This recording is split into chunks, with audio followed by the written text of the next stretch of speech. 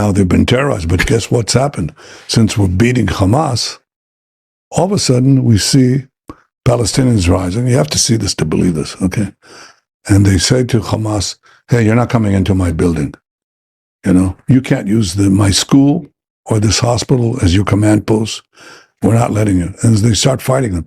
Now we have actually armed conflict between Palestinians and terrorists. It was unimaginable a year and a half ago. But now there are Palestinians who rise up. And, the more the better, because we can create a different future for Gaza. And we should also do something very simple that President Trump said, and it was brilliant. So that's my idea. That's how he cuts to the chase. He says, at the end of this war, the people of Gaza should have the choice. If they want to leave for other countries, they want a freedom of choice. Why are they locked in? Hell, we're not locking them in. Anybody could leave, but Hamas is locking them in. Suppose they want to leave. They want to go to another country, okay? Why shouldn't they have the freedom of choice to do that? Because this is all upside down, The victim of this horrible terrorism is called the aggressor. The people who are oppressed by Hamas are seen as supporting Hamas. Give them a choice. Give them freedom. Give them a life and give them a future. They can't have that with these Hamas stormtroopers.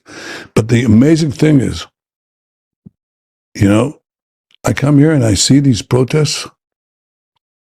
The people who are protesting for Hamas and against Israel, they burn American flags. They not only burn the flag of Israel, they burn American flags. They're anti-American. They're not MAGA. They're not supporters. Who do they support? Who they support? They support Iran and its proxy, Hamas or Hezbollah. It's so funny, honestly, that he's being interviewed by the Nelk boys in 2025.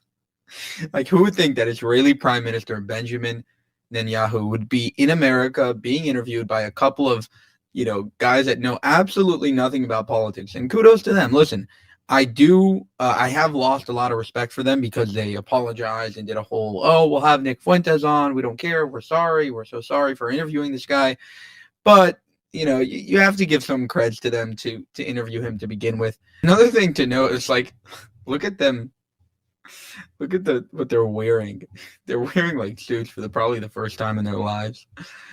Okay, so after this, the internet freaked out. The internet lost their minds.